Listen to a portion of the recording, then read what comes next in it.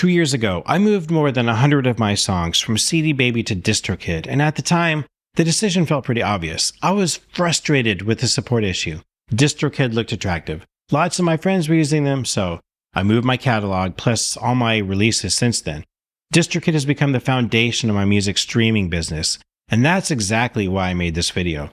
I'm trying to answer a simple question. Is there a music distributor that creates enough value to pull me away from DistroKid? I've been researching a different distributor every week, and each week a different challenger gets a shot. And today, that challenger is CD Baby, which makes this one a little bit strange because unlike the other companies that I've looked at, CD Baby already had its chance with me, but I left them. And honestly, for the last 2 years, I haven't spent much time wondering if that was the right move. Since I've been researching so many distributors, I actually went back to CD Baby's website for the first time in a while, and I started checking out what they're offering today. And about 20 minutes in, I found myself asking a weird question. If I were making the decision today, whether or not to leave CD Baby, an unemotional, data-driven decision, would I still leave? Or was I evaluating the wrong things the first time around? Before CD Baby gets a shot to prove itself, you need to understand what it's up against. 98% of my catalog lives on DistroKid. That's more than 150 songs by now. Around 20,000 streams every month, including my music, client work, and the collaborations I do.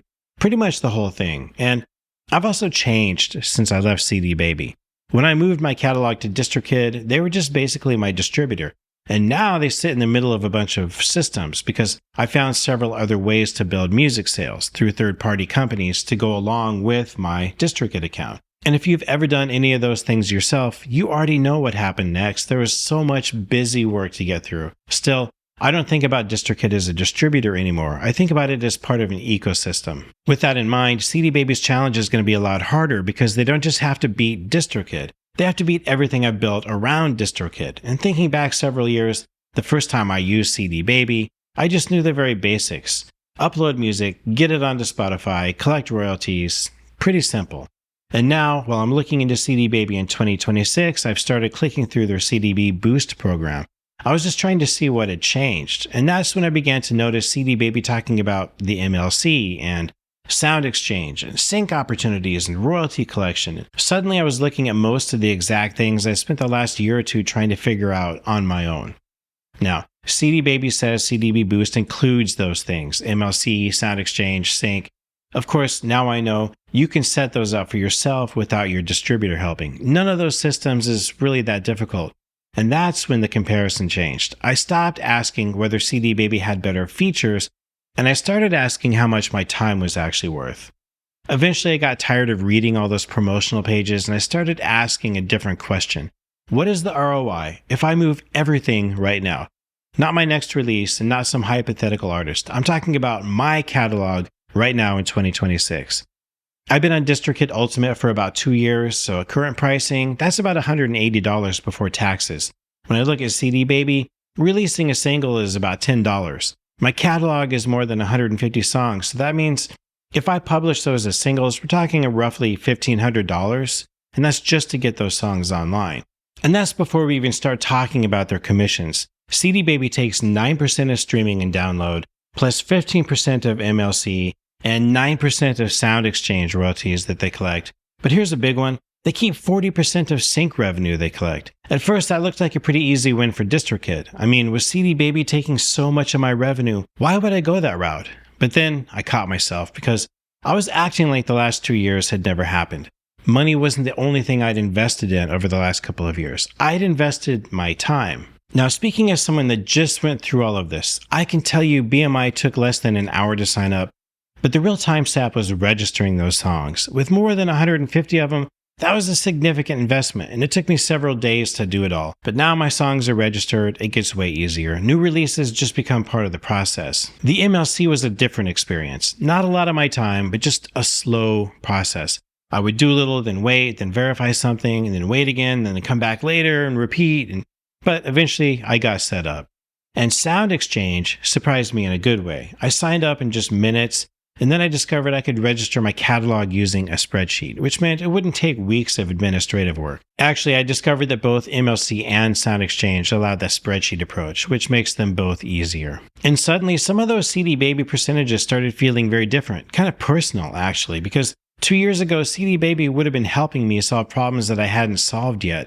Today, it's competing against work that's already been done. And here's a profound realization. Check this out. I've been referring to it as the DistroKid ecosystem, but it isn't really DistroKid's. BMI doesn't disappear if I leave DistroKid, and the MLC doesn't either, and SoundExchange doesn't go away, and whatever sync relationships I build won't disappear either. The more I think about it, the more I'm realizing these things don't belong to DistroKid. Of course, they belong to me. DistroKid may have been the foundation, but over the last couple of years, I've been building these assets that exist on their own, no matter what's going on with DistroKid. And that's where I had to press pause, because CD Baby wasn't competing against DistroKid anymore. It was competing against this infrastructure I owned. And then I started thinking about the next 10 years, because moving my catalog today is just one part of it. The bigger question is what happens next. Like, what's the ROI over 10 years if I keep doing exactly what I'm doing right now? Assume I release one single every month, 12 a year. That's less than I do, but we'll keep things simple. 120 releases over the next decade. At the current pricing, DistroKid Ultimate would cost around $900 over 10 years, and CD Baby would cost around $1,200 in upload fees for those same 120 songs. It catches you off guard to look at the raw numbers, and I think I went into this assuming that the one-time fee model would win that comparison. Obviously, when I ran the numbers, it didn't, at least not for the way that I release music, and not for the way that many active indies release music. So then I looked at the streaming revenue. And let's say my catalog currently generates around $2,000 a year in streaming royalties. So over 10 years, keeping the math simple, that's about 20 grand. CD Baby's 9% commission would be about $1,800 over the same period. That may not sound like a life-altering amount of money, but to me, it's a lot. Then I started looking at the other pieces. I don't have enough MLC history yet to know exactly what those numbers are going to be, and the same is true for SoundExchange, but the percentages are real. 15% of MLC royalties collected through CD Baby and 9% of SoundExchange collected through CD Baby. I'm not paying anyone anything since I set those up for myself. And then there's sync. Sync always feels exciting because it's the way musicians can get a real paycheck. So let's use a generic example here. Assume you get just one sync placement every year for $3,000. Over 10 years, do the math. That's about $30,000. CD Baby currently lists a 40% share of sync revenue. That's a little bit less than companies like TuneCore, but the sync companies I'm researching independently are generally somewhere between 20 and 30%. Call it 25%. At 25%, I would keep about $22,500, and at 40%, I'd just keep roughly $18,000. That's a difference of about $4,500. And that's when I stopped looking at percentages. Once again, the dollar figures really hit you hard because $4,500 feels a lot different than 40%. And while I was going back and forth between those numbers, I realized something else. None of this had anything to do with the reason why I left CD Baby to begin with. The one thing that pushed me toward DistroKid happened before I knew too much about any of those systems. It was a customer support issue. But now, a couple years later, I decided I needed to take a fresh look at CD Baby for customer support. I mean, have they gotten any better? I pulled up CD Baby's support information on their website, and I started reading through it. I looked at how support works today, and pretty quickly I noticed something. The support workflow isn't exactly the one that I remember. According to them, support begins through chat or support requests with escalation to a human when needed. I mean, really? Does that mean support is better? Honestly, I don't know, and I think that's the fairest answer I can even give because there are really two questions. Did the issue happen to me?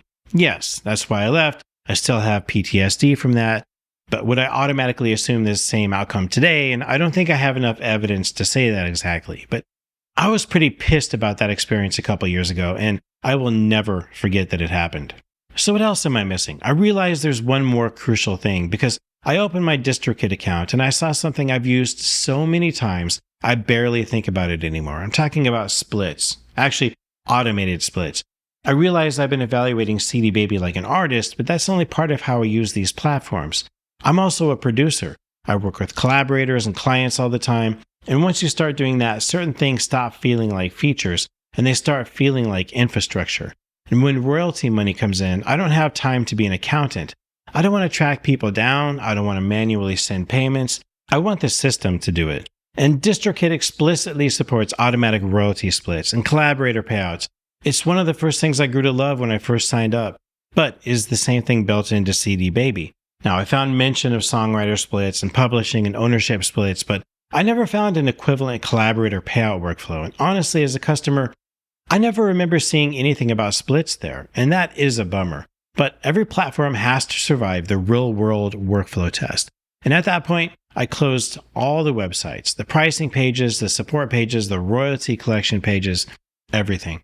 And then I thought about the only thing that actually mattered, which is all of my songs and my many years of hard-earned experience. And there was just one question left in my mind. If I were making that decision today, would I still move? 2 years ago, I was angry at CD Baby. I was trying to solve an immediate problem by switching. This time around, I spent a lot more time thinking of the long term, and truthfully, CD Baby made a bit of a stronger case than I expected. I can see how they might be a good fit for a specific type of indie, and there were several points during this comparison where I found myself appreciating things that I probably would have ignored 2 years ago. The problem is, moving my entire business to a new distributor is a serious decision, and the challenger has to generate enough additional ROI to really justify the move, and CD Baby just didn't do that. Frankly, it wasn't even really close, and one thing I will say though, CD Baby forced me to revisit a decision that I hadn't questioned in a long time. And that's probably the biggest compliment that I can give it, because the goal of the series isn't to find bad distributors. It's to find a distributor that's good enough to become my new favorite. And the search continues.